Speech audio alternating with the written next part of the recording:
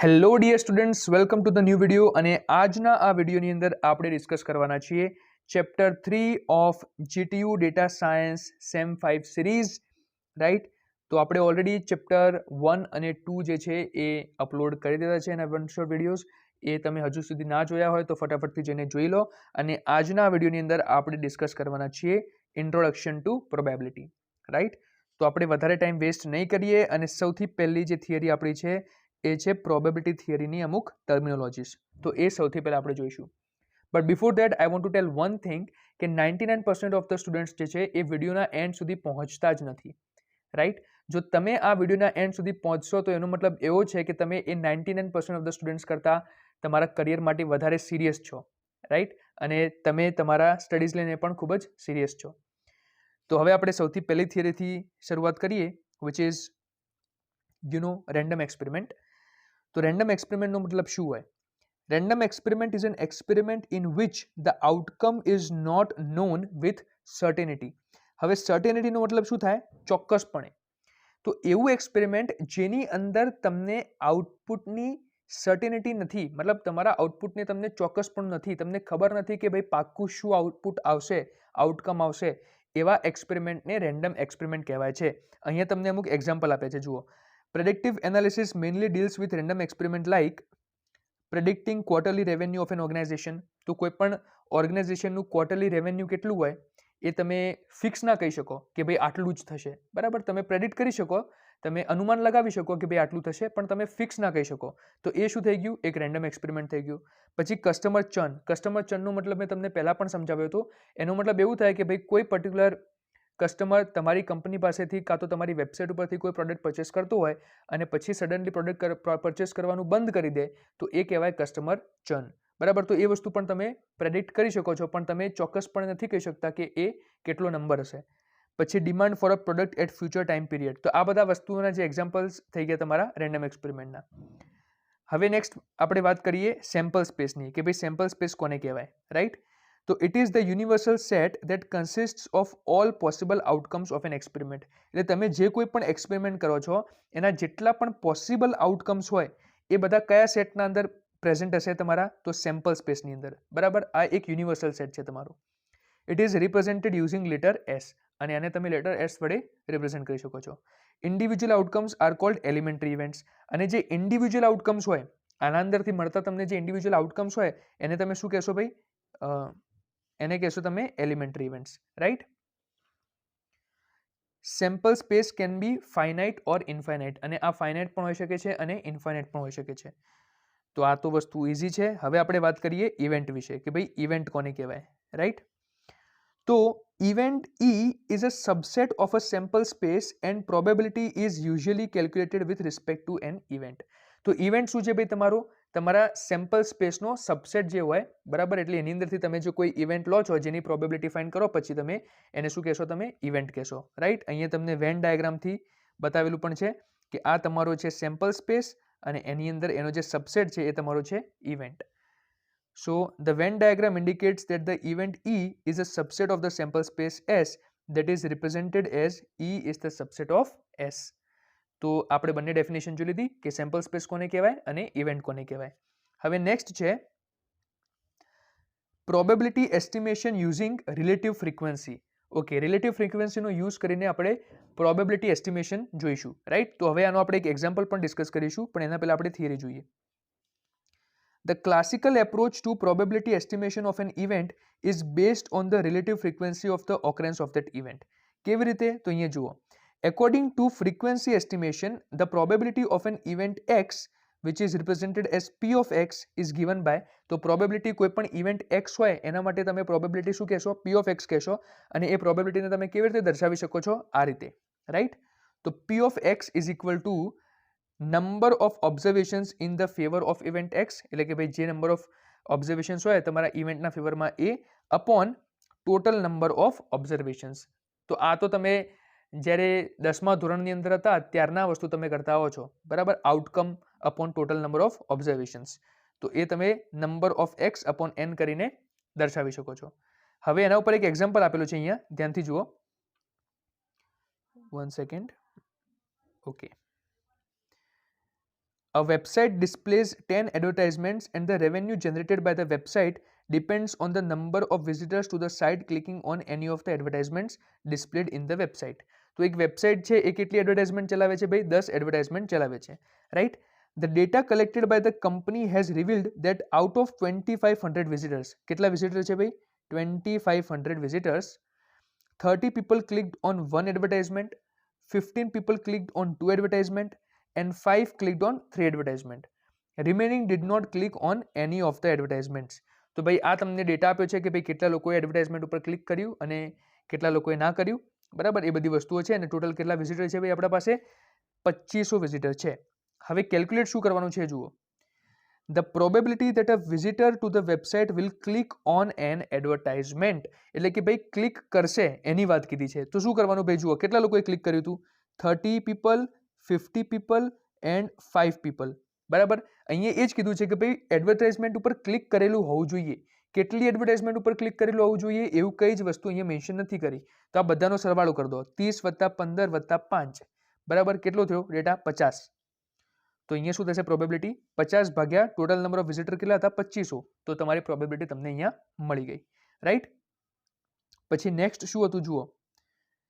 The probability that the visitor will click on at least 2 advertisements, એટલે ઓછામાં ઓછી 2 advertisement ઉપર ક્લિક કરશે.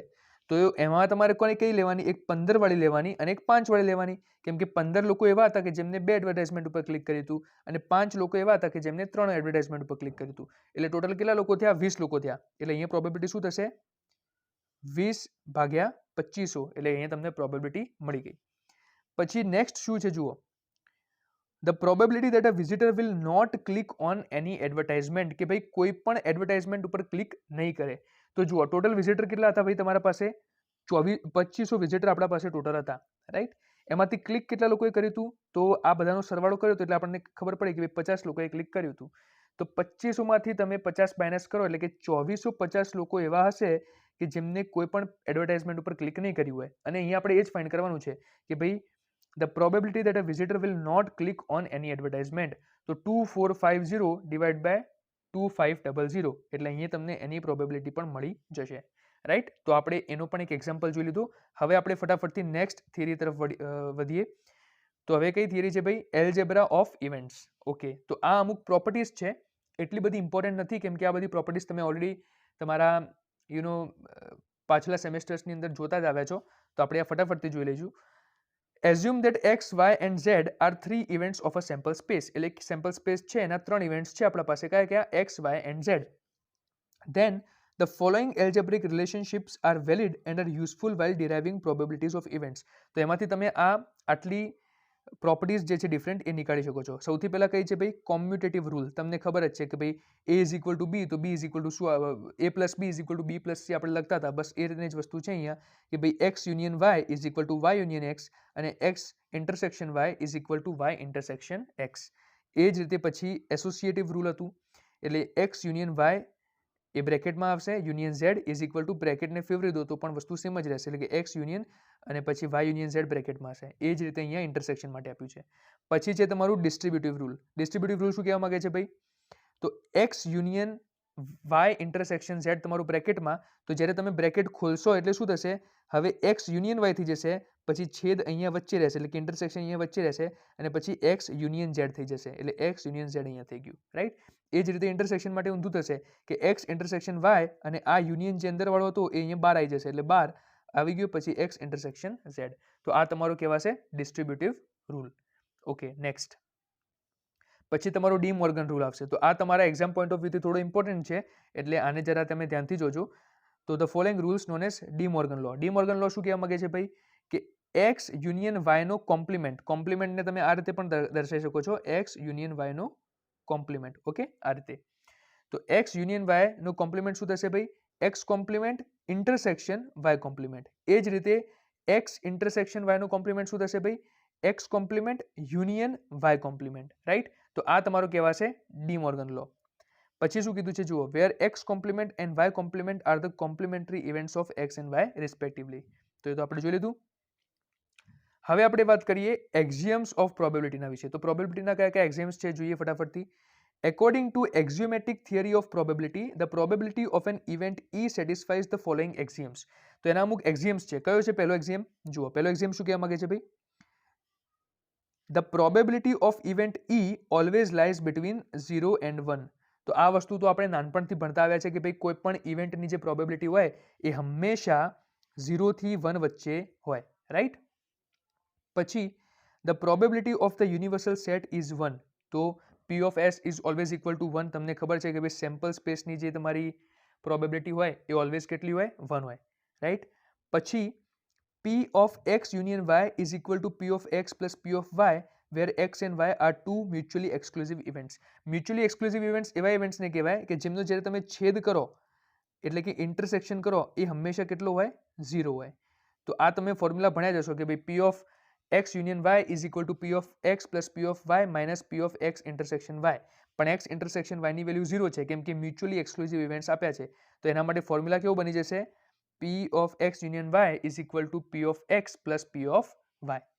ઓકે, હવે જુઓ next. For any event A, the probability of the complementary event A complement is given by, તો એ પણ તમને ખબર છે કે P of A is equal to 1 minus P of A dash, એટલે કે P of A કોમ્પ્લિમેન્ટ થાય, રાઈટ? પછી શું કીધું છે જુઓ, the probability of an empty or impossible event, જે ઇમ્પોસિબલ ઇવેન્ટ હોય એની પ્રોબેબિલિટી હંમેશા કેટલી હોય ભાઈ? એમ્પ્ટી અથવા તો ઇમ્પોસિબલ ઇવેન્ટની પ્રોબેબિલિટી ઓલવેઝ 0 હોય, એટલે કે તમારા નલ સેટની પ્રોબેબિલિટી ઓલવેઝ 0 હોય. હવે અહીંયા જુઓ નેક્સ્ટ જે છે એ સ્ટેટમેન્ટ થોડી ઇમ્પોર્ટન્ટ છે. If occurrence of an event A implies that an event B also occurs. શું કહેવા માંગે છે કે ભાઈ કોઈ એક ઇવેન્ટ A થતો હોય અને એ વસ્તુ એવું ઇમ્પ્લાય કરતી હોય કે ભાઈ event B also occurs, so that the event class A is a subset of event class B. અને એ વસ્તુ એવી રીતે થતી હોય કે ઇવેન્ટ ક્લાસ એ જે છે એ તમારા ઇવેન્ટ ક્લાસ બીનો શું છે ભાઈ? સબસેટ છે. then the probability of A is less than or equal to the probability of B. એટલે કે જ્યારે કોઈ એક સેટ અથવા તો કોઈ એક ઇવેન્ટ A તમારા ઇવેન્ટ B નો સબસેટ હોય તો એની જે પ્રોબેબિલિટી હોય એ હંમેશા એના કરતાં ઓછી હશે અથવા તો એના જેટલી હશે, રાઈટ? પછી શું છે next?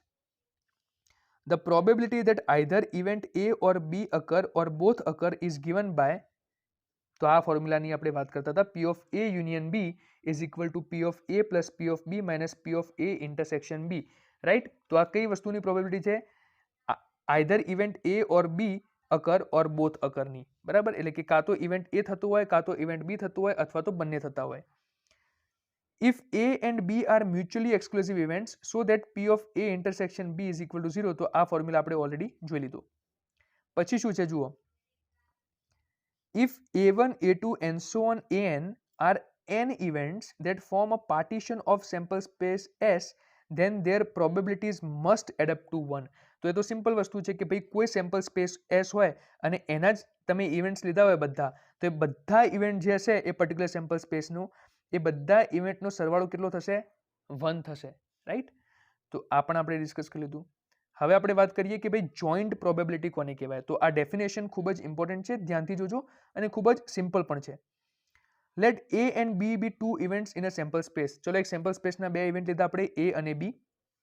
Then the joint probability of the two events written as P of A intersection B is given by, તો એની જોઈન્ટ પ્રોબેબિલિટી આને કહેવાય છે P of A intersection B, which is number of observations in A intersection B divided by total number of observations. એટલે A intersection B ની અંદર જેટલી પણ number of observations આવતી હોય એ divide by total number of જેટલી પણ તમારી ઓબ્ઝર્વેશન્સ હોય એ, રાઈટ? એને શું કહેવાશે ભાઈ? Joint probability, right? ચલો હવે નેક્સ્ટ થિયરી ઉપર વધીએ આપણે. ઓકે, અહીંયા તમારા પાસે એક એક્ઝામ્પલ છે. શું કહેવા માંગે છે એક્ઝામ્પલ એ જોઈએ. At an e-commerce customer service center, a total of 112 complaints were received. તો એક કસ્ટમર સર્વિસ સેન્ટર છે ઈ-કોમર્સનું, ત્યાં 112 કમ્પ્લેન્ટ રજીસ્ટર થઈ. ચલો પહેલી વસ્તુ ક્લિયર. પછી શું કહે છે? 78 customers complaint about late delivery of the items. એમાં 78 કસ્ટમર એવા હતા જેમને શું કીધું કે ભાઈ આઇટમની ડિલિવરી કેવી થઈ? ભાઈ લેટ થઈ. ઓકે, અને 40 complaint about poor product quality, અને 40 લોકો એવા હતા જે લોકોએ poor quality of the product વિશે કમ્પ્લેન કરી, રાઈટ? તો 78 લોકોએ શેના વિશે કરી ભાઈ? લેટ ડિલિવરી માટે. અને 40 લોકોએ શેના માટે કરી? પુઅર ક્વોલિટી માટે. ઓકે, હવે શું ફાઇન્ડ કરવાનું કીધું છે ભાઈ? Calculate the probability that a customer will complain about both late delivery and product delivery. એટલે એવા લોકો ફાઇન્ડ કરો જે લેટ ડિલિવરી માટે પણ કમ્પ્લેન કરશે અને પુઅર પ્રોડક્ટ ક્વોલિટી માટે પણ કરશે. તો અહીંયા જુઓ ટોટલ કેટલા લોકો છે ભાઈ આપણા પાસે 78 plus 40 which is equal two 118. Okay, તો ટોટલ છે 118 કસ્ટમર્સ કે જેમને તમારી કમ્પ્લેન કરી છે. એકચ્યુઅલમાં આપણા પાસે કેટલા કમ્પ્લેન્સ હતા? તો 112. તો માઇનસ શું કરવાનું આપણે 112, તો એમાંથી કેટલા મળ્યા તમને 6. તો 6 લોકો એવા હશે કે જે લોકોએ પુઅર ક્વોલિટી માટે પણ કમ્પ્લેન કરી હશે અને લેટ ડિલિવરી માટે પણ કમ્પ્લેન કરી હશે, રાઈટ? તો અહીંયા જુઓ શું થશે પ્રોબેબિલિટી તમારી 6/112. પછી શું કીધું છે જુઓ, what is the probability that a complaint is only about poor quality of the product? તેમાં કંઈ જ નહીં કરવાનું. પુઅર ક્વોલિટી માટે ખાલી કીધું હોય તો તમે શું કરી શકો? આના માટે ઘણા બધા એપ્રોચ તમે વાપરી શકો છો. પહેલાં તો તમે આવું કરી શકો કે ભાઈ 1 માંથી એટલે કે ટોટલ પ્રોબેબિલિટીમાંથી તમે 78/112 માઇનસ કરી દો. એટલે કે તમે લેટ ડિલિવરીવાળી જે પ્રોબેબિલિટી હોય એ 1 માંથી માઇનસ કરો તો વધી ગઈ તમારી પુઅર ક્વોલિટીની, તો તમને એ રીતે પણ મળી જશે. અથવા તો તમે શું કરી શકો છો કે 40 માંથી તમે 6 માઇનસ કરી દો એટલે કે 34 મળ્યા તમને. એટલે 34/112 કરશો તો એ પણ તમને સીધું શું મળશે ભાઈ? તમને તમારી પુઅર ક્વોલિટી માટેની ઓનલી પુઅર ક્વોલિટી માટેની પ્રોબેબિલિટી તમને ત્યાંથી મળી જશે, રાઈટ? તો અહીંયા આ વસ્તુ સેમ જ થઈ ને, 112 માઇનસ 78 તમે કરશો એટલે કેટલું થશે? 34 જ થશે, રાઈટ? તો એ એપ્રોચ પણ તમે વાપરી શકો છો. તો અહીંયા શું કરી છે જુઓ, 1 માઇનસ 78/112 કરીને સીધી પ્રોબેબિલિટી ફાઇન્ડ કરી છે.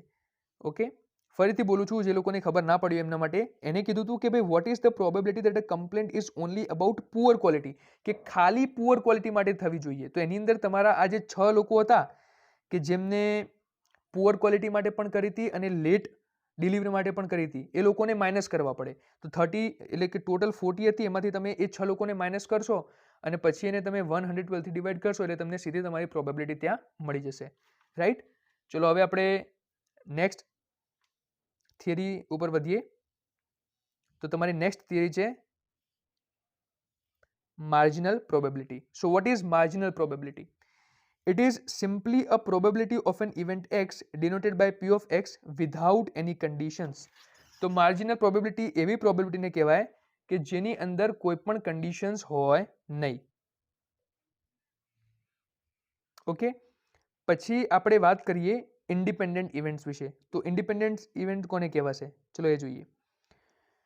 Two events A and B are independent when occurrence of one event does not affect the probability of occurrence of the other event.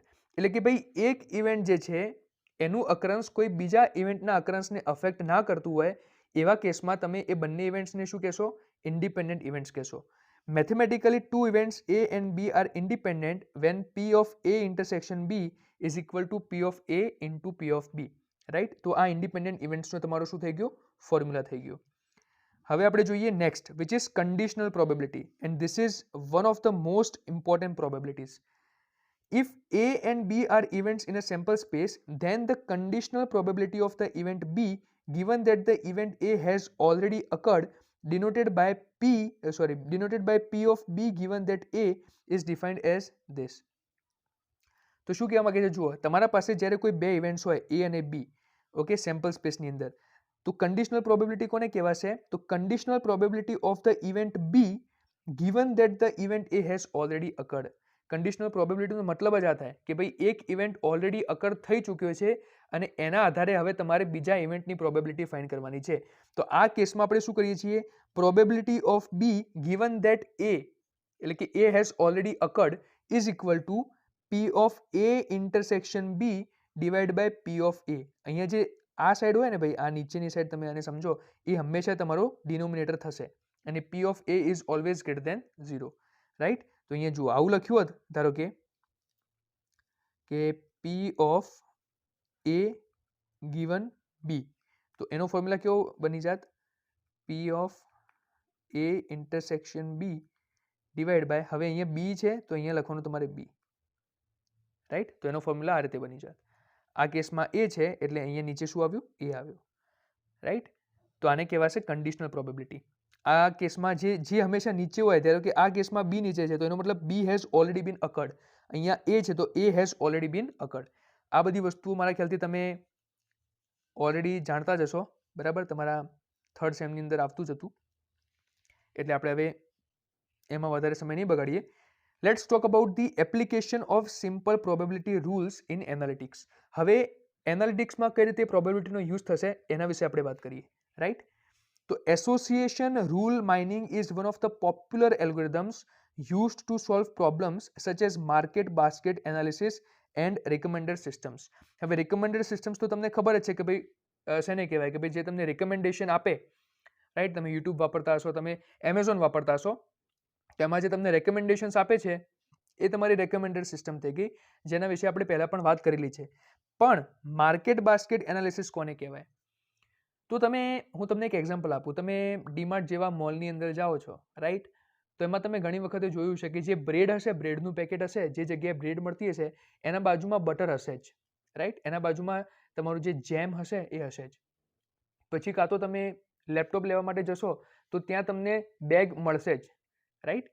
એનું કારણ છે કે અમુક વસ્તુઓ સાથે અમુક વસ્તુઓ જે મેચ થતી હોય એ એના બાજુમાં જ મૂકેલી હોય. તમે જ્યારે પણ આવી કોઈ શોપ વિઝિટ કરો અથવા તો કોઈ મોલ વિઝિટ કરો તો એની અંદર દરેક વસ્તુઓ જે મૂકવામાં આવતી હોય એના પાછળ પણ એક આખું સાયન્સ ચાલતું હોય છે, એક આખું એનાલિટિક્સ સિસ્ટમ ચાલતું હોય છે,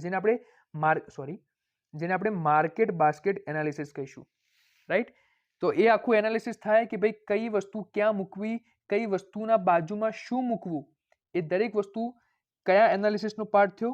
માર્કેટ બાસ્કેટ એનાલિસિસ. તો આગળથી કોઈ પૂછે કે ભાઈ આ વસ્તુને શું કહેવાય, તો આ ટર્મને કહેવાય છે માર્કેટ બાસ્કેટ એનાલિસિસ, રાઈટ. અહીં નીચે લખેલું પણ છે, market basket analysis is used frequently by retailers to predict products a customer is likely to buy together. કે ભાઈ કઈ વસ્તુ બે એવી છે જે કસ્ટમર એક સાથે લઈ શકે છે. ધારો કે બ્રેડ લેવા જો તો એની નજર બટર ઉપર પડશે તો એ બટર લેશે જ, રાઈટ. તો which further can be used for designing planogram and product promotions. કે ભાઈ કઈ રીતે વસ્તુની પ્લેનિંગ કરવી અને કઈ રીતે પ્રોડક્ટ રાખવા, એ દરેક વસ્તુ એ રીતે પ્લાન કરીને જ એ લોકો રાખતા હોય, રાઈટ. તો એને કહેવાય માર્કેટ બાસ્કેટ એનાલિસિસ. હવે આપણે વાત કરીએ એસોસિએશન રૂલ માઇનિંગ. તો આ થિયરી તમને પૂછાય છે જીટીયુની અંદર એક્ઝામમાં 3 માર્ક્સમાં. તો આ તમે જોઈ લો એકવાર શું કહેવાય. Association rule mining, also known as association rule mining, learning, is a method of finding association between different entities in a database. બરાબર. તો market basket analysis is also the example of association rule mining. કે ભાઈ કોઈ પણ બે entities અથવા તો કોઈ પણ બે મોડેલ્સ અથવા તો કોઈ પણ બે પ્રોડક્ટ્સના વચ્ચે એસોસિએશન ફાઇન્ડ કરવું હોય કે એમના વચ્ચે શું રિલેશન થાય છે તો તમે આ રૂલનો યુઝ કરશો, right. Association rule is a relationship of the form X implies Y. કે ભાઈ if X then Y, if X then Y. Okay. The strength of association between two mutually exclusive subsets can be measured using support, confidence અને lift. તો આ 3 terminologies છે, ફટાફટથી તમે જોઈ લો. Support કોને કહેવાય? તો support between two sets is calculated using the joint probability of those events. એટલે સપોર્ટનો ફોર્મ્યુલા છે આ, P of x intersection y is equal to number of elements of x intersection y divided by n. એટલે support તમારી joint probability કહેવાશે, right. એનો formula joint probability જેવો જ રહેશે. પછી અહીંયા નીચે લખેલું છે કે number of X intersection Y is the number of times both X and Y is purchase together. એટલે જેટલી વખતે બંને પ્રોડક્ટ એક સાથે લેવાના હોય, એકબીજાનો સપોર્ટ કર્યો હોય, એ ઇવેન્ટ કહેવાશે તમારા number of X intersection Y. And n is the total number of transactions. કે ભાઈ કેટલી વખત એ બંને એક સાથે લીધા હોય અને એનું ટ્રાન્ઝેક્શન થયું હોય, રાઈટ. અને એ જ રીતે તમારું છે કોન્ફિડન્સ. તો confidence is the conditional probability of purchasing product Y given the product X is purchased. કે ભાઈ એક પ્રોડક્ટ પરચેસ થઈ ગયું છે અને એના કારણે બીજા પ્રોડક્ટના પરચેસ થવાની જે પ્રોબેબિલિટી હોય એને કહેવાશે કોન્ફિડન્સ. એનો ફોર્મ્યુલા અહીંયા તમે જોઈ લો, P of y given that x. તો જે આપણી કન્ડિશનલ પ્રોબેબિલિટીનો ફોર્મ્યુલા થાય એ જ રીતે અહીંયા થશે. અને થર્ડ છે તમારું લિફ્ટ. તો લિફ્ટનો ફોર્મ્યુલા શું થશે?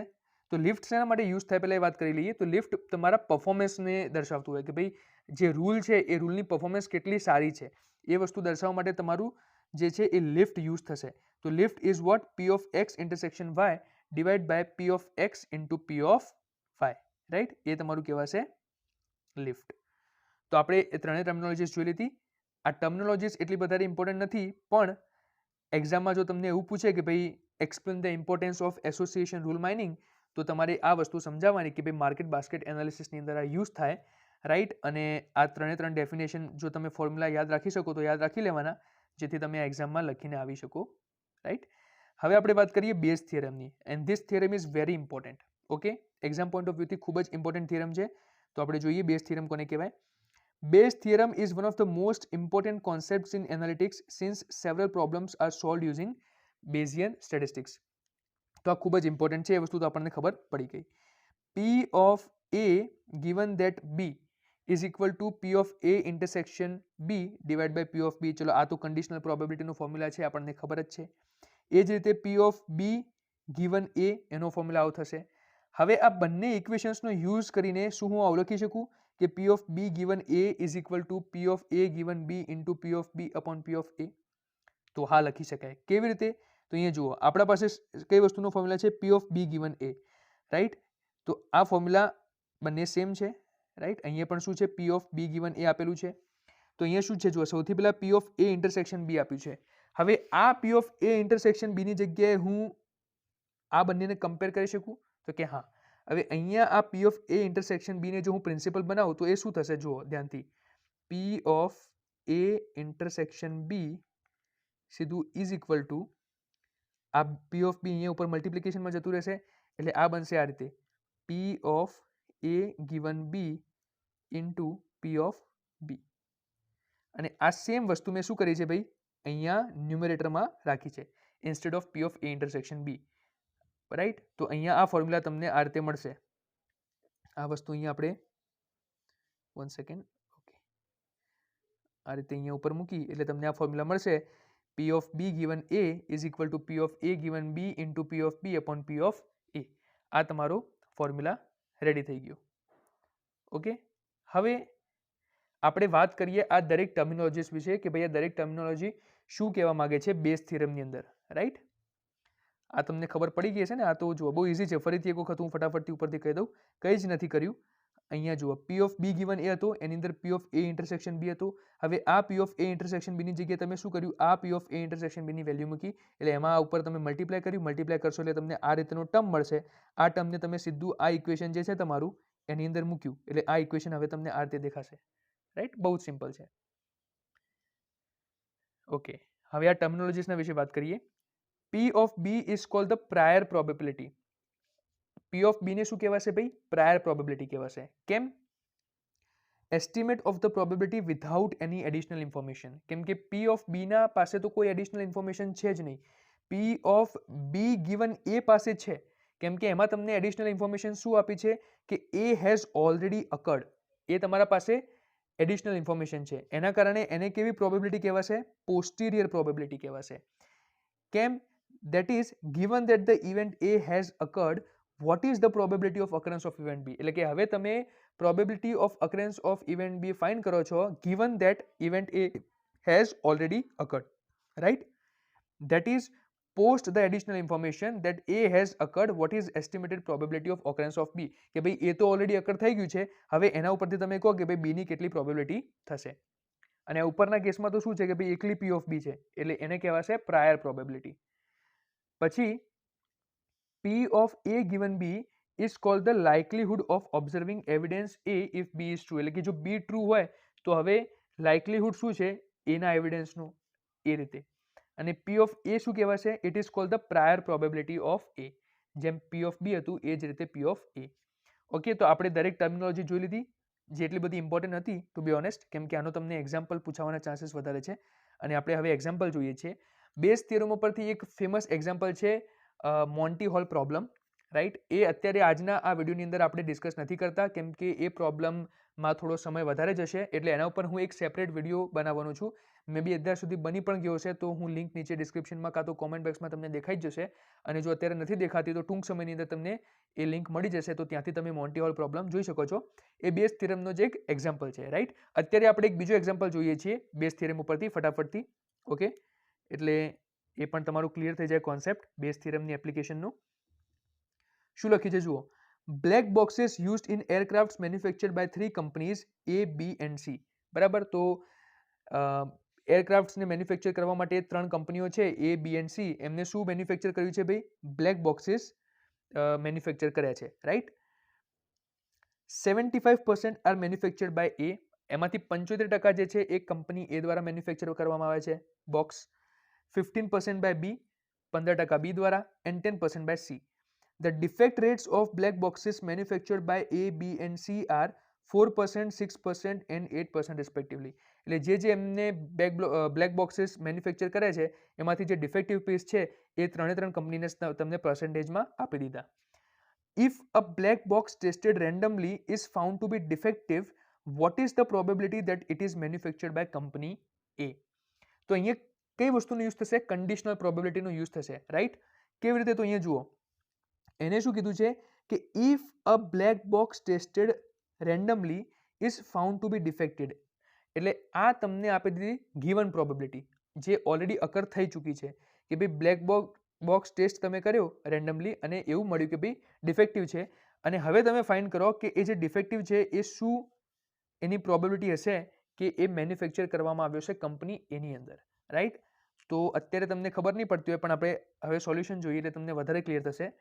આપણે સૌથી પહેલા શું કીધું જુઓ, let P of A, P of B and P of C be the events corresponding to the black box being manufactured by companies A, B and C respectively, and P of D be the probability of defective black box. એટલે ભાઈ black box defective હશે જે already તમને given છે એને આપણે પી of D કહી દીધી, અને P of A, P of B, P of C કોને કીધું ભાઈ? કે જે કંપનીની અંદર જેટલા પર્સન્ટેજ બ્લેક બોક્સ મેન્યુફેક્ચર થયા છે એને. We are interested in calculating the probability P of A given D.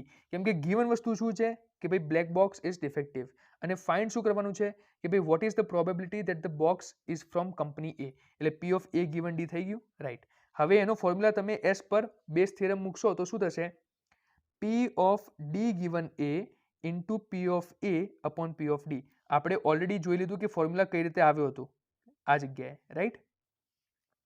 એ જ ફોર્મ્યુલા અહીંયા આપણે મૂક્યો છે બેઝ થિયરમનો.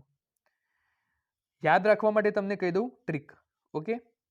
તો અહીંયા જુઓ શું આપ્યું છે? પી ઓફ એ ગિવન ડી. તો સૌથી પહેલા એનું ઊંધું કરી દેવાનું, એટલે શું થશે? અહીંયા પી ઓફ ડી ગિવન એ થઈ ગયું, ઓકે. ચલો, ઇનટુ જે નીચેવાળું હોય એટલે કે અહીંયા શું છે ભાઈ એ છે એને અહીંયા મલ્ટિપ્લિકેશનમાં લખવાનું, એટલે પી ઓફ એ લખી દીધું, અને જે એના પહેલા છે એટલે ઉપર છે એટલે કે ડી છે એને શું કરવાનું? તમારે અહીંયા ડિનોમિનેટરમાં લખવાનું, એટલે પી ઓફ ડી તરીકે. તો આ રીતે તમે ફોર્મ્યુલા યાદ રાખી શકો છો, ઓકે. હવે વાત એ છે કે પી ઓફ ડી ગિવન એ શું થશે? તો પી ઓફ ડી ગિવન એને તમે તોડો. શું કહેવા માંગે છે કે ભાઈ what is the probability of the defective box that it is from company A. એવું થયું કેમ કે ગિવન એવું છે કે ભાઈ આ જે બોક્સ છે એ કંપની એમાંથી છે, અને તમારે પ્રોબેબિલિટી એ ફાઇન્ડ કરવાની છે કે કેટલા બોક્સીસ ડિફેક્ટિવ હશે. તો ભાઈ કંપની એની અંદર કેટલા બોક્સીસ હતા ડિફેક્ટિવ એ જુઓ તમે, તો એ હતા તમારા 4%.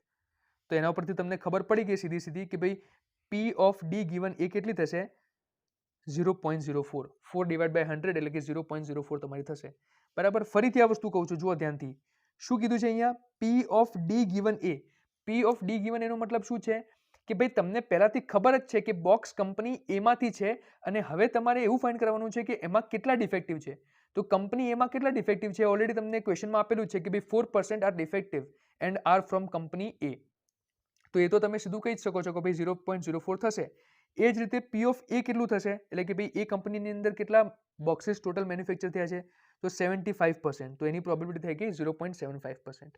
અને પી ઓફ ડી માટે શું કરવાનું? તો આ ફોર્મ્યુલા જુઓ, P of A into P of D given A plus P of B into P of D given B plus P of C into P of D given C according to the base theorem.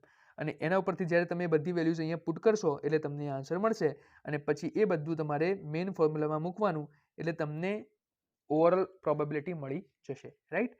તો આ આપણે base થિયરમનો પણ example જોઈ લીધો,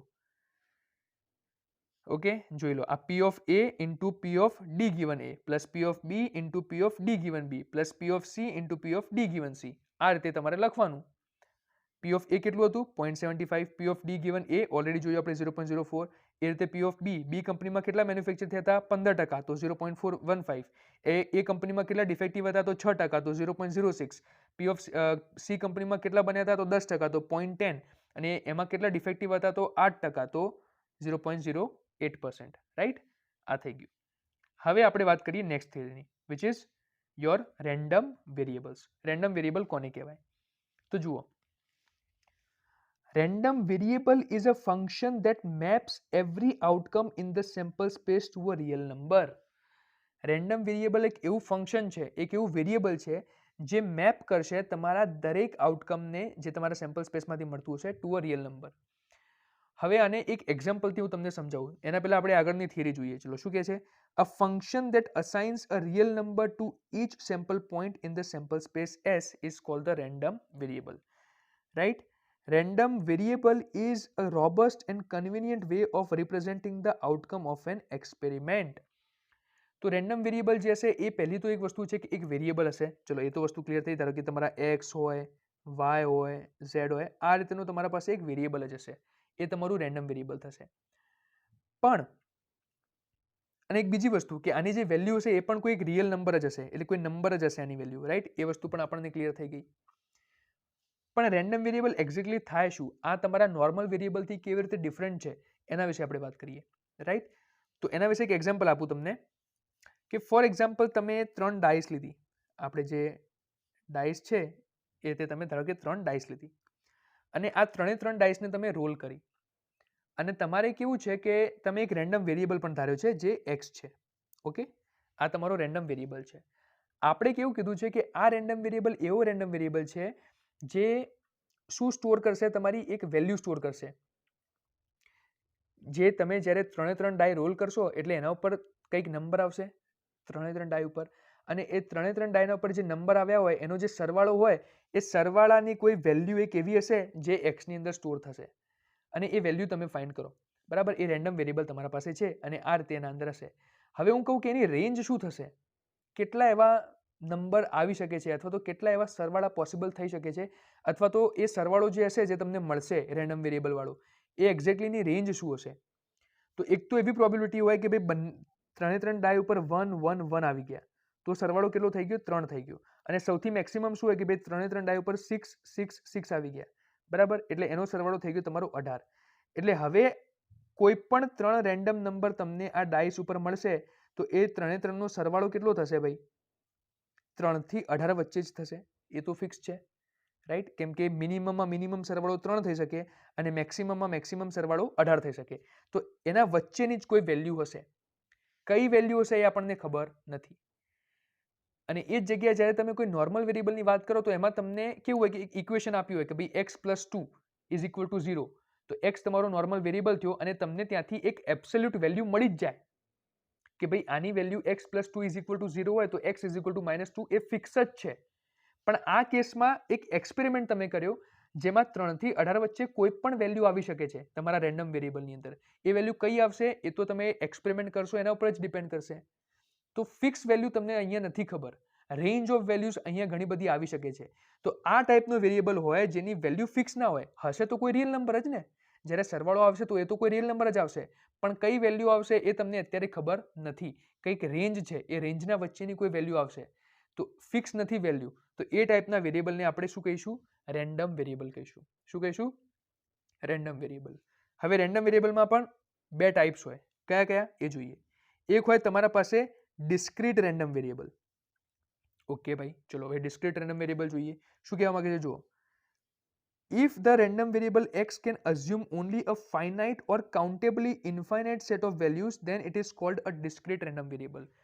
Something which can be counted, જેને તમે ગણી શકો છો, કોઈ પણ વસ્તુનો નંબર થઈ ગયો, એને શું કહીશું આપણે? Discrete random variables. કેવી રીતે? અહીંયા એક્ઝામ્પલ જુઓ. Credit rating usually classified into different categories such as low, medium and high, or using labels such as this. So credit rating is something which you can count, right? એ જ રીતે number of orders received at an e-commerce retailer which can be countably infinite. તો number of orders જુઓ, જેમાં number word use થાય, number of orders, તો something which can be counted. Customer churn પહેલા જ વાત કરી તો એ શું થશે? The random variable take binary values કે ભાઈ churn and do not churn. તો એ વસ્તુ શું થઈ ગઈ? Something which you can count કે ભાઈ યસ ઓર નો. ઓકે, તો એ તમારો રેન્ડમ વેરિયેબલ થઈ ગયો, સોરી ડિસ્ક્રીટ રેન્ડમ વેરિયેબલ થઈ ગયો. પછી fraud, the random variable take binary values કે ભાઈ fraudulent transaction or genuine transaction. તો એ પણ તમારો ડિસ્ક્રીટ રેન્ડમ વેરિયેબલ થઈ ગયો. Something which can be counted, તો any experiment that involves counting, for example number of returns in a day from customers of e-commerce portals such as Amazon, Flipkart, number of customers not accepting job offers from an organization. So something which can be counted is the example of discrete random variable. એને તમે discrete random variable કહેશો, right? Okay, તો હવે આપણે discrete random variables તો જોઈ લીધા, પણ continuous random variable કોને કહેવાશે એ આપણે જોઈએ, right? So a random variable x which can take a value from an infinite set of values is called a continuous random variable. તો કન્ટિન્યુઅસ રેન્ડમ વેરિયેબલ કેવો વેરિયેબલ હશે કે જેની અંદર તમારા પાસે એક રેન્જ ઓફ વેલ્યુઝ હશે, એની અંદરથી તમારો વેરિયેબલ સિલેક્ટ થશે, રાઈટ? પેલાની અંદર શું હતું કે ભાઈ ફિક્સ નંબર હતું. તો something which can be counted is the example of vote? Discrete random variable. But something which can be measured, કે જે વસ્તુને તમારે મેઝર કરવું પડતું હોય, ફિક્સ નંબર ના આવતો હોય, એને કહેવાય છે કન્ટિન્યુઅસ રેન્ડમ વેરિયેબલ. એક્ઝામ્પલ્સ જુઓ. એક્ઝામ્પલ શું છે ભાઈ? તો market share of a company. તો market share of a company તમે એક્ઝેક્ટ કોઈ નંબરમાં ના કહી શકો છો, બરાબર? આ વસ્તુ કેવી હશે કે ભાઈ રેન્જમાં હશે. Something which can be measure, તો આ વસ્તુ તમે મેજર કરશો, પર્સન્ટેજમાં હશે. પછી percentage of attrition among employees of an organisation. તો કોઈ પણ ઓર્ગેનાઇઝેશન હોય એની અંદર જે એમ્પ્લોઈઝ એને ક્વિટ કરતા હોય ઓર્ગેનાઇઝેશનને, એની પણ રેન્જ જે હોય, મતલબ રેટ જે હોય એ મેઝર કરવી પડે, તમે ફિક્સ ના કહી શકો. પછી time to failure of engineering systems, તો એને કેટલો સમય લાગતો હતો, તો સમય જે છે એ તમે શું કરશો ભાઈ? કાઉન્ટ કરશો ના. This is something which can be measured. Time જે છે તમે મેઝર કરશો. પછી time taken to complete an order placed at e commerce portal, તો ટાઈમ આવ્યો ફરીથી, તો આ શેનું એક્ઝામ્પલ થશે? કન્ટિન્યુઅસ રેન્ડમ વેરિયેબલનું. Time taken to resolve a customer complaint at call and service centres, તો this is also the example of what? Continuous random variable. એના સિવાય જુઓ બીજા એક્ઝામ્પલ્સ આપણે જોઈએ તો કેવું કે ભાઈ સ્પીડ ઓફ અ કાર, તો this is the example of what? Continuous random variable. હું કહું કે ભાઈ હાઇટ ઓફ અ સ્ટુડન્ટ, તો this is the example of continuous random variable, because this is something which is going to be measured, કે જેને તમે માપી શકો છો, કાઉન્ટ કરીને નથી કહી શકતા. પેલામાં તો નંબરની વાત થતી હતી ડિસ્ક્રીટ રેન્ડમ વેરિયેબલમાં. અહીંયા શું થશે ભાઈ? તમે કાઉન્ટ નહીં કરો એ વસ્તુને, મેઝર કરશો, રાઈટ? તો this is what we call the continuous random variables.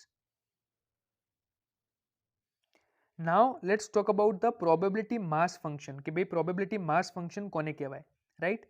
So for a discrete random variable, the probability that a random variable x taking a specific value xi such that p of x is equal to xi is called the probability mass function. In short, તમારું જે discrete random variable હોય એના corresponding જે probability હોય એને શું કહેવાશે? Probability mass function કહેવાશે. આ વસ્તુ તમે ઓલરેડી પ્રોબેબિલિટી ચેપ્ટરમાં મતલબ સબ્જેક્ટમાં જોઈ ચૂક્યા છો તમારા થર્ડ સેમેસ્ટરની અંદર, કે આ રીતે બધા ડિસ્ક્રીટ રેન્ડમ વેરિયેબલ્સ હોય અને એના કોરસ્પોન્ડિંગ તમે પ્રોબેબિલિટી ફાઇન્ડ કરો છો, રાઈટ? તો this is what we call the probability mass function. હવે વાત કરીએ આપણે એક્સપેક્ટેડ વેલ્યુ વિશે, કે ભાઈ એક્સપેક્ટેડ વેલ્યુ કોને કહેવાશે?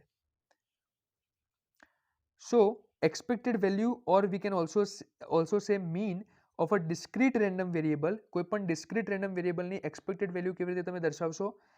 E of x is equal to sigma I is equal to 1 xi into p of xi. What is p of xi? So it is the corresponding probability. જે તમારી corresponding probability હોય એ particular observationની, એને આપણે કહીશું p of xi. In short, તમે આ જે table બનાવો છો એ ટેબલની અંદર શું કરવાનું?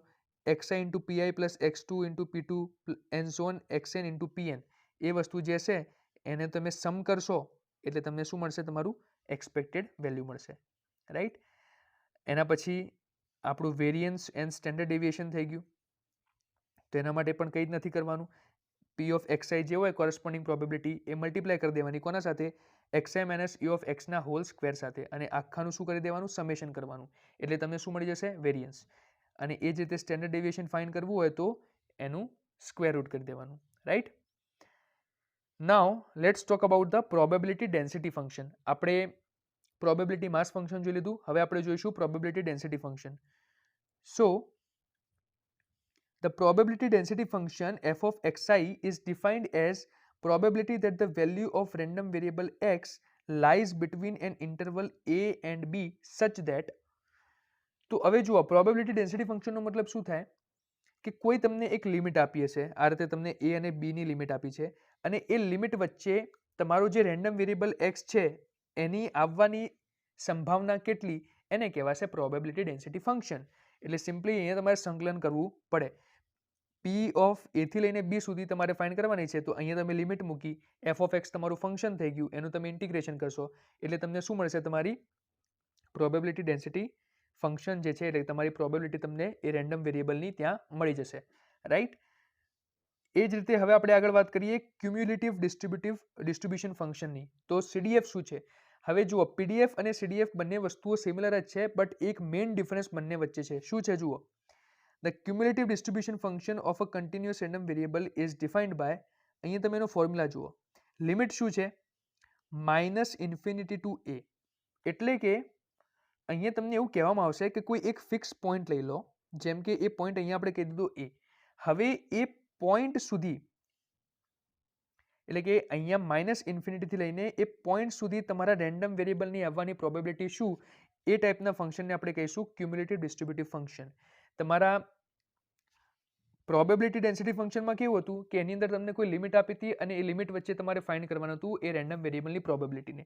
પણ અહીંયા શું કરવાનું, મૂકવાનો તો ફંક્શન તમારો એ જ જે તમે પીડીએફની અંદર મૂકતા હતા પ્રોબેબિલિટી ડેન્સિટી ફંક્શનની અંદર, પણ લિમિટ શું થઈ જશે, -∞ ટુ અ ગિવન પોઈન્ટ. તમને એક પોઈન્ટ આપ્યો છે કે ભાઈ આ પોઈન્ટ સુધી અથવા તો આ પોઈન્ટથી ઓછા સુધીની જે કંઈ પણ લિમિટ હોય એમાં એ પર્ટિક્યુલર રેન્ડમ વેરિયેબલ જે તમને આપેલો હોય ડેટાની અંદર એની આવવાની પ્રોબેબિલિટી શું, તો એને આપણે કહીશું ક્યુમ્યુલેટિવ ડિસ્ટ્રીબ્યુશન ફંક્શન, રાઈટ. તો એ હિસાબથી તમે એવું કહી શકો છો કે આ તમારું સીડીએફ કહેવાશે, રાઈટ. તો આપણે આ બંને વસ્તુ જોઈ લીધી.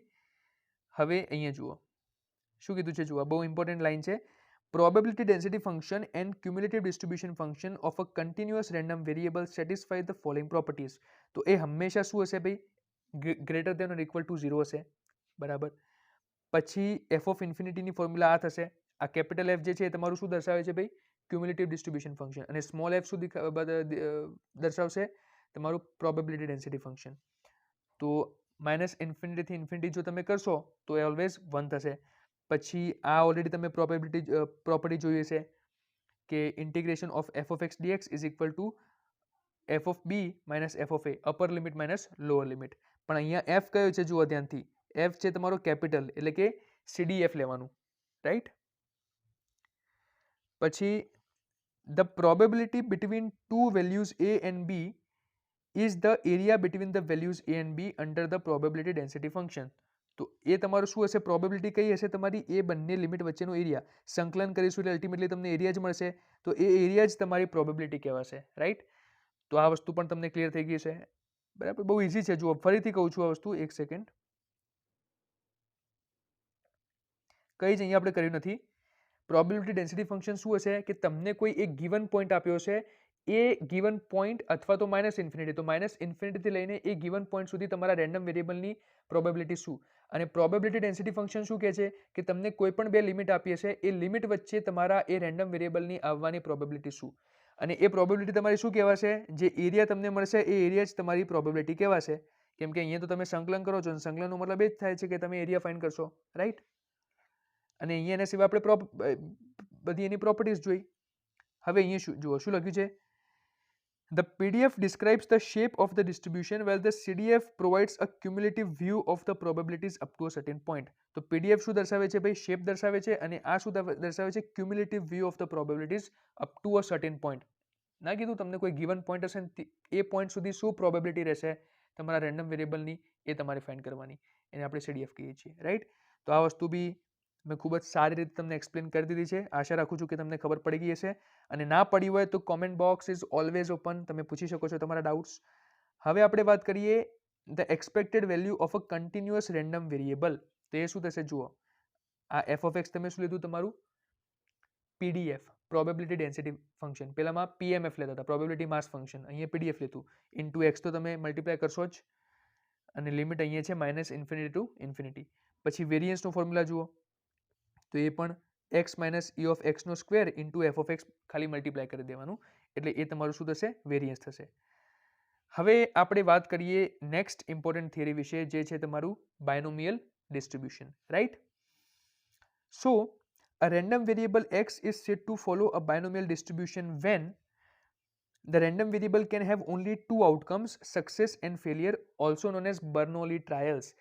તો બાયનોમિયલ ડિસ્ટ્રીબ્યુશન તમારા કેવા કેસીસ માટે યુઝ થશે એ સૌથી પહેલા લખેલું છે, જેમાં તમારા આઉટકમ્સ ખાલી બે હોય, success and failure, heads or tails, only 2 outcomes are possible. એવા કેસીસની અંદર જ તમારું જે હશે એ બાયનોમિયલ ડિસ્ટ્રીબ્યુશન એપ્લિકેબલ થશે.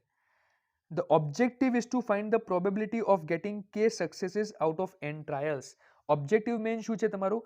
You have to find the probability of number of successes. કે ભાઈ તમને કેટલા સક્સેસીસ મળ્યા.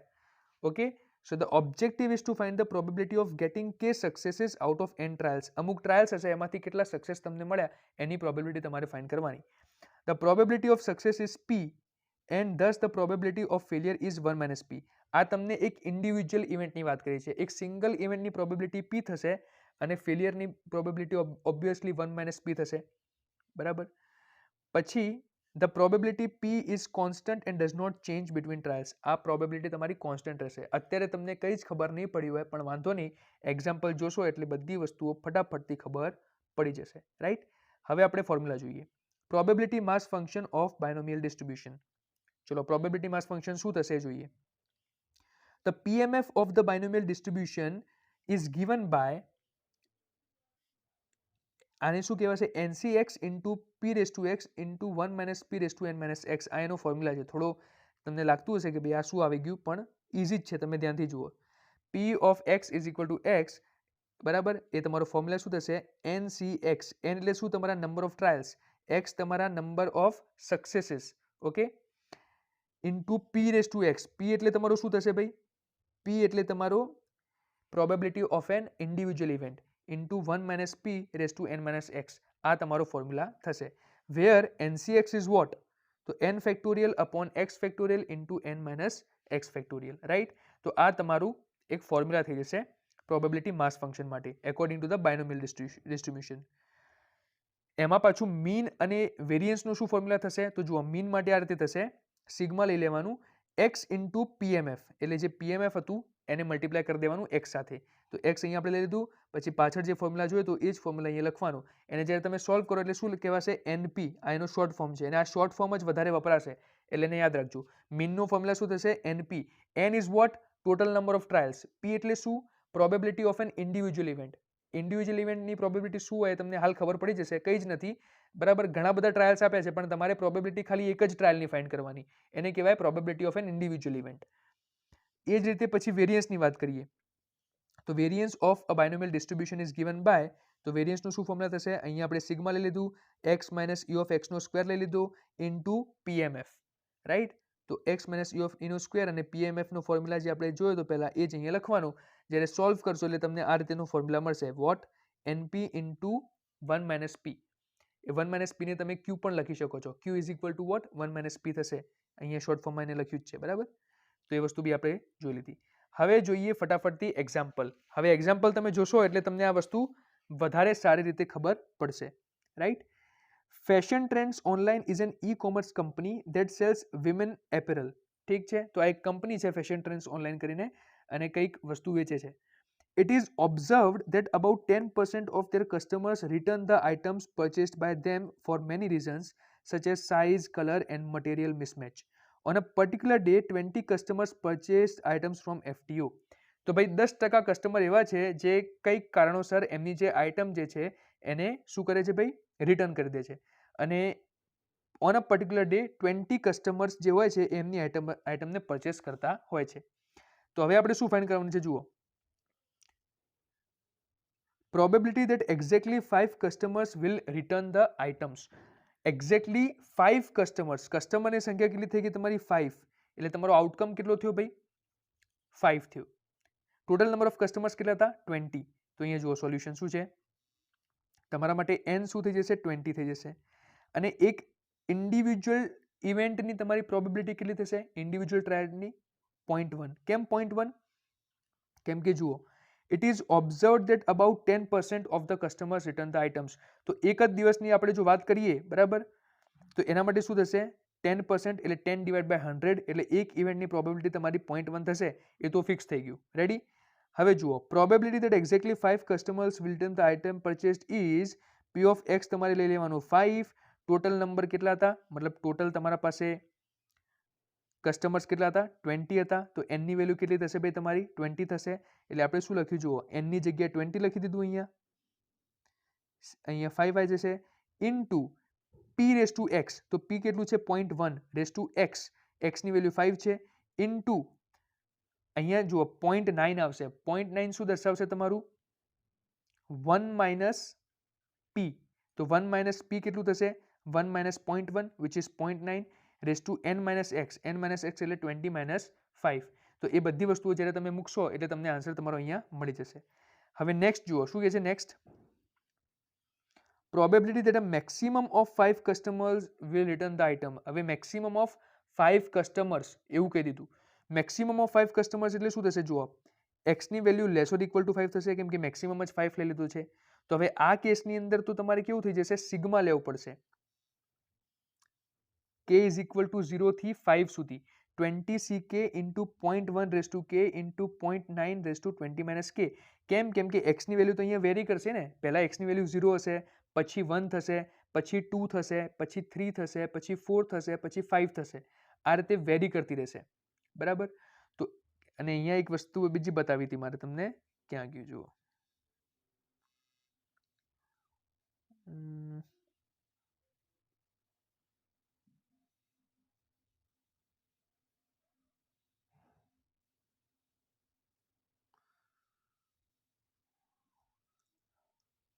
Okay no problem.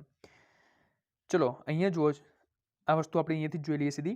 તો અહીંયા શું કરવું પડશે જુઓ, x ની વેલ્યુ વેરી કરે છે ભાઈ, ઓકે. તો પ્રોબેબિલિટી માસ ફંક્શન નથી, આ પ્રોબેબિલિટી ડેન્સિટી ફંક્શન છે. ડેન્સિટી ફંક્શન હોવાના કારણે અહીંયા તમારો k લેવો પડશે તમારે, કેમ કે every time you have to take different value, right. તો k ઇઝ ઇક્વલ ટુ 0 માટે પહેલા તમારે કરવાનું, plus k is equal two 1 માટે, plus k is equal two 2 માટે, plus k is equal two 3 માટે, plus k is equal two 4, એમ કરીને તમે લાસ્ટ સુધી જજો, બધાનું એડિશન થશે એટલે તમારો આન્સર તમને મળી જશે. આ કેસમાં કેવું હતું, ઉપરના કેસમાં x is equal to 5 exact કીધું હતું, અહીંયા તમને કીધું છે મેક્સિમમ 5 છે, એટલે 0 થી 5 સુધીની દરેક વેલ્યુઝને તમારે બાયનોમિયલ ડિસ્ટ્રીબ્યુશનમાં મૂકવી પડશે, ઓકે. પછી જુઓ નેક્સ્ટ,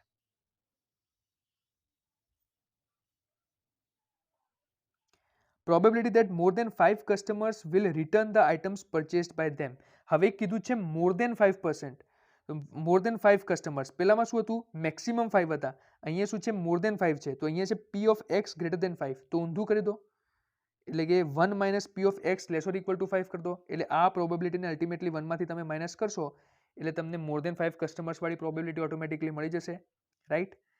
પછી જુઓ નેક્સ્ટ શું છે ભાઈ, average number of customers who are likely two return the items.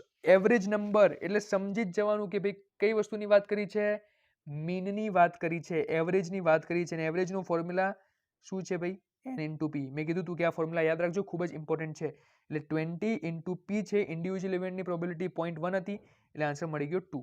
અને પછી નેક્સ્ટ કેસમાં કીધું છે કે ભાઈ વેરિયન્સ ફાઇન્ડ કરો, okay, the variance and the standard deviation. તો વેરિયન્સ માટે પણ ફોર્મ્યુલા મેં તમને કીધું તો npq, જ્યાં તમારું q શું છે 1 માઇનસ p, તો n ની વેલ્યુ 20 હતી, 20 મૂકી દીધી આપણે, p ની વેલ્યુ 0.1 હતી, 0.1 મૂકી દીધી, 1 માઇનસ p કેટલું થાય છે 0.9, એટલે આન્સર કેટલો મળ્યો 1.8. અને સ્ટેન્ડર્ડ ડેવિએશન માટે શું કરવાનું, 1.8 નો તમારે કરી દેવાનો સીધો આ રીતે સ્ક્વેર રૂટ, એટલે તમને આ આન્સર પણ સ્ટેન્ડર્ડ ડેવિએશનનો મળી જશે, રાઈટ. તો આપણે એક્ઝામ્પલ જોઈ લીધો પોઈઝન બાયનોમિયલ ડિસ્ટ્રીબ્યુશન ઉપર. હવે આપણે વાત કરીશું પોઈઝન ડિસ્ટ્રીબ્યુશનની, રાઈટ. So what is Poisson distribution એ જોઈએ આપણે. Poisson distribution is used when we have to find, અને બીજી વસ્તુ જુઓ, આપણે વિડીયોના એન્ડ સુધી પહોંચ્યા છીએ, રાઈટ. આપણે આ પાર્ટ 1 રાખીએ છીએ કેમ કે આ ચેપ્ટર ઘણું મોટું છે, એટલે આપણે પોઈઝન ડિસ્ટ્રીબ્યુશન પછીની જે આગળની થિયરીઝ છે એ નેક્સ્ટ એક બીજો પાર્ટ બનાવીશ, એની અંદર હું બધી થિયરીઝ કવર કરી દઈશ, અને તેના સાથે તમારો 3rd ચેપ્ટર પૂરું થઈ જશે. અને જો તમે પોઈઝન ડિસ્ટ્રીબ્યુશન સુધી પહોંચ્યા છો તો હું સૌથી પહેલાં તમને કોંગ્રેચ્યુલેશન કહીશ કે તમે 99% ઓફ ધ લોકોથી આગળ વધી ચૂક્યા છો, રાઈટ. અને જો તમે આ પોઈન્ટ સુધી પહોંચ્યા હોય તો કોમેન્ટ સેક્શનની અંદર કહેજો કે સર હું 99% લોકો કરતાં આગળ વધી ચૂક્યો છું, રાઈટ. અને હું તમને બહુ જ કોંગ્રેચ્યુલેશન્સ કહેવા માંગીશ એ બાબત ઉપર કે તમે તમારા કરિયર માટે પણ સિરિયસ છો, તમારી લાઈફ માટે પણ સિરિયસ છો, અને આઈ વિશ ઓલ ધ બેસ્ટ કે તમે ખૂબ જ સારું કરો, રાઈટ. તો હવે આપણે જોઈએ poison distribution. Poisson distribution is used when we have to find the probability of number of events. ધ્યાનથી જોજો, શું ફાઇન્ડ કરવું હોય જ્યારે જ્યારે તમારે ફાઇન્ડ કરવી હોય પ્રોબેબિલિટી ઓફ નંબર ઓફ ઇવેન્ટ્સની તમારે જ્યારે સંભાવના શોધવી હોય ત્યારે પોઇઝન ડિસ્ટ્રીબ્યુશનનો યુઝ કરવામાં આવે છે. ફોર્મ્યુલા શું છે જુઓ. The probability mass function of a Poisson distribution is given by this formula. P of x is equal to k is equal to e raised to minus lambda into lambda raised to k upon k factorial. જેમ તમારો lambda શું છે ભાઈ? Lambda is the rate of occurrence of the events પર unit of measurement. આ rate છે, આ એક શું હશે? રેટ હશે. એટલે એક્ઝામ્પલની અંદર તમને જોઈને જ ખબર પડી જાય જેના પાછળ પર આર, પર ડે, પર વીક એવી વસ્તુ આપી હશે એ તમારી લેમ્બડાની વેલ્યુ હશે. રાઈટ, એ તમારી લેમ્બડાની વેલ્યુ હશે. કેવી રીતે કરવાનું એ આપણે જોઈએ. Cumulative distribution function of a Poisson distribution is given by, અને જુઓ એનું જે ક્યુમ્યુલેટિવ ડિસ્ટ્રીબ્યુશન ફંક્શન હશે એ આ રીતે આપવામાં આવશે. ક્યુમ્યુલેટિવ ડિસ્ટ્રીબ્યુશન ફંક્શન કેટલા માટે? કેમ કે જુઓ અહીંયા કેની વેલ્યુ છે ને રેન્જ આવશે આની અંદર તમારા પાસે. એક્સની કોઈ ફિક્સ વેલ્યુ નથી. ડિસ્ક્રિટમાં તો તમને કહી દીધું છે કે ભાઈ એક્સની ફિક્સ વેલ્યુ છે કે. અહીંયા શું છે જુઓ, x is less or equal to k. તો આપણે જે પ્રીવિયસ એક્ઝામ્પલમાં વાત કરી હતી કે એક્સ ઇઝ ઇક્વલ ટુ 0, 1, 2, 3, 4, 5 એ શું હતું? ક્યુમ્યુલેટિવ ડિસ્ટ્રીબ્યુશન ફંક્શન નો એ કેસ હતો. તો એ કેસમાં તમારો ફોર્મ્યુલા આ રીતે હશે: e raise to minus lambda into lambda raise to k upon k factorial, અને લિમિટ લઈ લેવાની તમારી 0 થી કે સુધીની. ઓકે, હવે જુઓ આ શું છે? The mean and variance of a Poisson random variable are given by e of x is equal to lambda and variance is also given by lambda. તો આ પોઇઝન ડિસ્ટ્રીબ્યુશનની અંદરનો ખૂબ જ ઇમ્પોર્ટન્ટ કેસ છે કે આની અંદર મીન અને વેરિયન્સ બંને સેમ જ હશે. કોના જેટલા? તમારા રેટ જેટલા, લેમ્બડા. રાઈટ, તો આ ખૂબ જ ઇમ્પોર્ટન્ટ લાઇન છે અને યાદ રાખી લેજો ભાઈ. ઓકે, હવે જુઓ પોઇઝન ડિસ્ટ્રીબ્યુશનનું એક example. Let's say you are observing the number of emails you receive in an hour. The Poisson distribution helps answer question like what's the probability of getting 5 emails in the next hour. એટલે જો મેં તમને પહેલા જ કીધું poison distribution શું find કરવા માટે યુઝ થશે? Probability of number of events. કે ભાઈ નેક્સ્ટ આવરની અંદર 5 ઈમેલ આવવાની પ્રોબેબિલિટી કેટલી? તમને નંબર જ કહી દેશે કે ભાઈ 10 લોકો આ રેસને જીતશે એની પ્રોબેબિલિટી કેટલી, 5 ઈમેલ આવશે એની પ્રોબેબિલિટી કેટલી. રાઈટ, તો એ ટાઈપના કેસીસ હશે. એમાં તમારે કયો ફોર્મ્યુલા વાપરવાનો? પોઇઝન ડિસ્ટ્રીબ્યુશનનો ફોર્મ્યુલા વાપરવાનો. કેવી રીતે? આપણે એક્ઝામ્પલ જોઈએ. શું કીધું છે જુઓ. On average about 20 customers per day cancel their order placed at fashion trends online. 20 customer જે છે એ એક દિવસમાં એમનો ઓર્ડર કેન્સલ કરે છે ફેશન ટ્રેન્ડ ઓનલાઈન ઉપર. Calculate the probability that the number of cancellations on a day is exactly 20 and the probability that the maximum number of cancellations is 25. જુઓ, જો તમને જોઈને જ ખબર પડી જશે કે અહીંયા તમારે પોઇઝન ડિસ્ટ્રીબ્યુશન વાપરવાનું છે. એને શું કીધું છે જુઓ, calculate the probability that the number of cancellations. Number of cancellation શું થઈ ગયું તમારું? Number of events on a day is exactly 20. એક તો એની પ્રોબેબિલિટી ફાઇન્ડ કરો, and the probability that the maximum number of cancellations is 25. Right, એ ફાઇન્ડ કરો. તો અહીંયા જોઈને જ ખબર પડી ગઈ ભાઈ તમારે પ્રોબેબિલિટી ફાઇન્ડ કરવાની છે ઓફ નંબર ઓફ ઇવેન્ટ્સ. અહીંયા તમારો ઇવેન્ટ શું છે ભાઈ? Number of cancellations. Okay, of the product, of the order. અને બીજી વસ્તુ જુઓ, લેમ્બડાની વેલ્યુ શું થશે અહીંયા તમારી? તો મેં પહેલા જ કીધું હતું, જેના પાછળ પર ડે અથવા તો પર આર એવી વસ્તુ મેન્શન કરેલી હોય એ તમારી લેમ્બડાની વેલ્યુ થશે. તો અહીંયા લખેલું છે જુઓ, on average about 20 customers per day. Okay, per day. તો એનો મતલબ આ 20 જે છે એ તમારી શું થઈ ગઈ? લેમ્બડાની વેલ્યુ થઈ ગઈ. અને પહેલો કેસ શું હતું? તમારે કઈ વસ્તુ માટે ચેક કરવાની હતી? તો calculate the probability that the number of cancellations on a day is exactly 20. તો એક્ઝેક્ટલી 20 માટે ચેક કરો પહેલા. તો એક્સની વેલ્યુ શું લેવાની? 20 લેવાની. ચલો, એક્ઝેક્ટલી 20 માટે આપણે એક્સની વેલ્યુ 20 લીધી.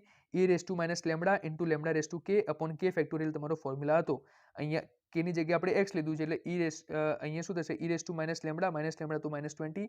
Okay, into lambda raise to k, એની જગ્યાએ અહીંયા લેમ્બડા રેઝ ટુ એક્સ એટલે 20 થશે અપોન એક્સ ફેક્ટોરિયલ એટલે કે 20 ફેક્ટોરિયલ. તો આ તમને આન્સર મળી ગયો.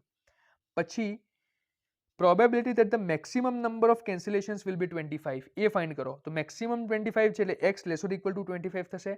તો આ ક્યુમ્યુલેટિવ ડિસ્ટ્રીબ્યુશન ફંક્શન થયો. એટલે અહીંયા તમે લિમિટ મૂકી અને પછી કેની વેલ્યુ પહેલા 0 માટે ચેક કરો, 1 માટે ચેક કરો, એમ કરીને તમે ચાલશો લિમિટ મૂકીને. તો આ તમને આન્સર મળી જશે. Okay, e raise to minus 20 into 20 raise to k upon k factorial. તો એ તમને અહીંયા પ્રોબેબિલિટી મળી જશે. તો આ તમારા પોઇઝન ડિસ્ટ્રીબ્યુશનનો પણ એક્ઝામ્પલ થઈ ગયો. રાઈટ, તો આશા રાખું છું કે અહીંયા સુધી તમને દરેક વસ્તુ ખબર પડી ગઈ હશે. રાઈટ, આની અંદર આપણે બેસ્ટ ટ્રાય કર્યો છે કે તમને જે કંઈ પણ થિયરી છે એ એક્ઝામ્પલ સાથે હું તમને સમજાવું અને સારી રીતે સમજાવું, અને મેં પૂરો પ્રયાસ રાખ્યો છે. કોઈ જગ્યાએ તમને ડાઉટ આવે અથવા તો મારી કોઈ જગ્યાએ ભૂલ થઈ હોય તો પ્લીઝ તમે કોમેન્ટ સેક્શનની અંદર મેન્શન કરજો, જેનાથી આપણે એના ઉપર કામ કરી શકીએ. નેક્સ્ટ ટાઈમ એવી કોઈ એરર ના આવે, અથવા તો તમારો કોઈ ડાઉટ હોય તો એ પણ હું નેક્સ્ટ વિડીયોની અંદર ક્લિયર કરી દઉં, રાઈટ. અને હજુ આનો એક બીજો પાર્ટ આવશે જેની અંદર આપણે નેક્સ્ટ જે રિમેનિંગ થિયરીઝ છે એ કવર કરી લઈશું, રાઈટ. તો તે જ સાથે આજનો આ વિડીયો આપણે એન્ડ કરીએ. એન્ડ વન્સ અગેન કોંગ્રેચ્યુલેશન્સ, જો તમે આ વિડીયો એન્ડ સુધી જોયો હોય તો તમે 99% ઓફ ધ પીપલ જે છે એમનાથી આગળ છો અત્યારે, right. Thank you so much, by.